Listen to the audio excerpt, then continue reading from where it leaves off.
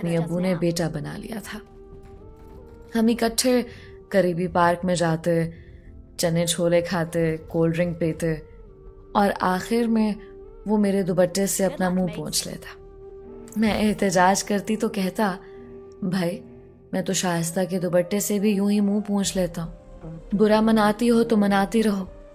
वो बहुत शाइस्ता इंसान था, कभी कोई नापसंदीदा या गैर इखलाकी बात ना कहे। इतनी अच्छाइयों के बावजूद उसमें कुछ बुराइयां भी थी। वो पार्ट टाइम जॉब करता और घर से भी पैसे मंगवा लेता, फिर सब पैसे दोस्तों के साथ कॉफ़ी हाउस और सिगरेट नोशी में उड़ा देता। वो बहुत फजूल खर्च था।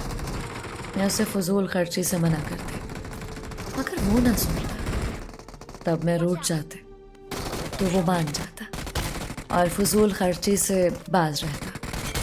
उसने घर से पैसे मंगवाने छोड़ दिए और सिगरेट नोशी भी कम कर दी। उसकी कोई भी बात मुझसे छुपी हुई ना थी, सिवाय एक बात के।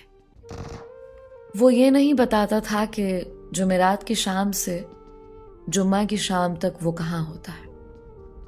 कहता रिश्तेदारों के पास होता, बहुत पीछे पड़ी कि मुझे भी वहां ले चलो जहां तुम जाते हो। आखिर जिद होकर एक दिन उसने कहा कि अच्छा चलो तैयार हो जाओ। मैं बहुत खुश हुई। उसने मेरे अम्मी अब्बू की मोटरसाइकिल निकाली और मुझे ले जाकर एक सिनेमा हाउस में बिठा दिया कि यहाँ होता अपने दोस्तों के साथ। मैं बहुत नाराज हुई तो कहने लगा कि तुम ही ने तो जिद की थी। बहरहाल फिल्म बहुत अच्छी है, देखना है तो देखो, वरना चलो वापस घर। और आइंदा मुझसे मत पूछना कि मैं जुमेरात को कहाँ होता हूँ।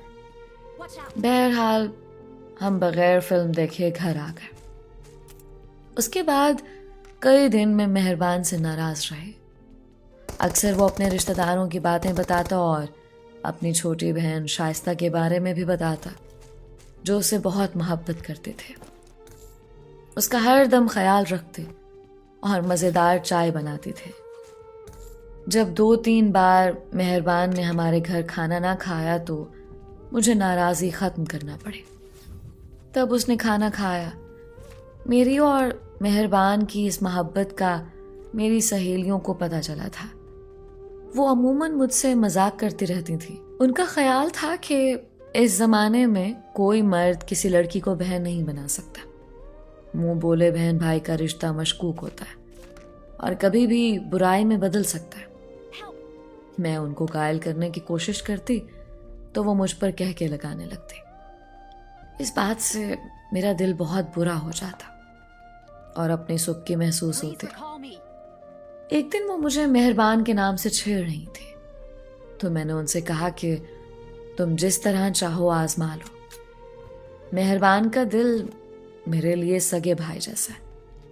उन्होंने कहा ठीक है, तुम जरा उसको आजमा कर देखो, तुमको खुद ही हमारी बातों का यकीन आ जाएगा। उसके दिल में जो छुपा है जुबान पर ले आएगा और बुराई का यकीन तुम अपनी आंखों से कर लोगे। बस जरा सा तुम्हें झूठ बोलना पड़ेगा। मुझे मेहरबान की मोहब्बत पर एतमाद था, सो मैंने हामी भर ली। उन्होंने मुझे सिखाया कि तुम उसको कहना कि तुम उससे उस तरह से मोहब्बत करती हो कि तुमसे शादी करना चाहती हो। इस तरह उसकी मोहब्बत का इम्तिहान हो जाएगा। मैं उनकी बातों में आ गई। तभी उसी वक्त वो आ गया, कहने लगा चलो बाजार चलो, ईद आने वाली है। ईद से 2-3 दिन पहले घर चला जाऊंगा, तुमको ईद की शॉपिंग करा दूं। तुम शाइस्ता के लिए भी चूड़ियां और जोड़ा पसंद कर लेना। मैंने कहा नहीं, आज मुझे तुमसे जरूरी बात करनी है। मेरी सहेलियां पर्दे के पीछे से छुपकर हमारी बातें सुन रही थीं। मैंने मेहरबान से कहा हमारी बहन भाई की मोहब्बत कायम नहीं रह सकते, क्योंकि मुंह बोले रिश्तों का एतबार नहीं होता और ना ही ऐसे रिश्तों पर दुनिया एतबार करती है। मैं आपसे जरूर मोहब्बत करती हूँ, सच्ची मोहब्बत करती हूँ, इतनी कि आपके बगैर नहीं रह सकते। मगर मेरे दिल में इस मोहब्बत का रूप बदल गया है। मैं आपसे शादी करना चाहती हूँ। मुझे लगता है आप भी ऐसा ही चाहते हैं, मगर भरम रखा हुआ है और कहते नहीं हैं। मुझे यकीन है कि आप मेरी इस ख्वाहिश को नहीं ठुकराओगे। इतना सुनना था कि मेहरबान खान का चेहरा सुर्ख हो गया। कुछ देर वो हैरत से मुझे देखता रहा, फिर कहा, इतने पाकीज़ा जज्बात को तुमने ठेस पहुंचाए। काश तुम्हारे मुंह से ये सब सुनने से पहले मुझे मौत आ जाते। मैं तो तुमको अपनी सगी बहन समझता था और हमेशा समझता रहूंगा। ये कहते हुए उसके चेहरे का रंग सुर्ख पड़ गया, जैसे किसी ने उसे गाली दे दी हो। वो बगैर कोई दूसरा लफ्ज कहे उठकर चला गया। उस रोज मैंने एक भाई की मोहब्बत और प्यार को खो दिया। मैं बेजान सी कुर्सी पर बैठी उसे सोफे की तरफ देखती रही, जिस पर कुछ देर पहले मेहरबान बैठा हुआ था। मेरी सहेलियां भागकर अंदर आईं। उन्होंने मुझे झंझोड़ा। उस दिन मैं इतना रोई कि शायद इतना कभी ना रोई होंगी। अब मेरा सुकून छिन गया। मुझे एक पल चैन ना आता था। अम्मी ने अलग डांटा कि तुमने उसके साथ ऐसा मजाक किया ही क्यों। मुझे क्या मालूम था कि उसको आजमाना इतना महंगा पड़ेगा कि मैं एक भाई की मोहब्बत से हाथ धो लूंगी। कई साल गुजर गए, वो ना आया और ना फिर राब्ता किया। अम्मी अब्बू ने भी बहुत कोशिश की उसको मनाने की। वो भी तो उसको मुंह बोला बेटा बना चुके थे। उनको बहुत दुख था उसके रूठ जाने का। हालांकि कसूर मेरा था। मैं ही नादान सहेलियों से शर्त लगा बैठी थी। आज इस बात को बरसों हो चुके हैं। मेरी शादी हो गई।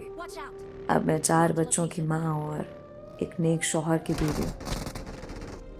लेकिन ये खलिश अब भी दिल में मौजूद है। काश मेहरबान भाई मुझे एक नादान लड़की समझकर माफ कर देते।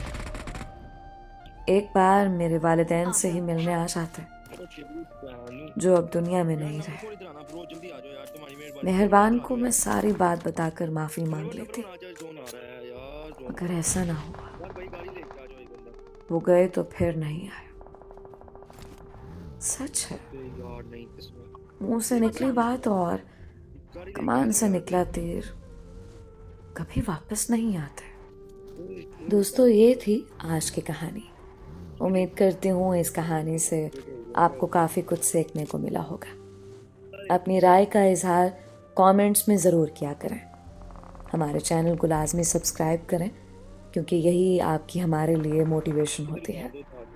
मिलते हैं एक और नई और मुनफरिद कहानी के साथ।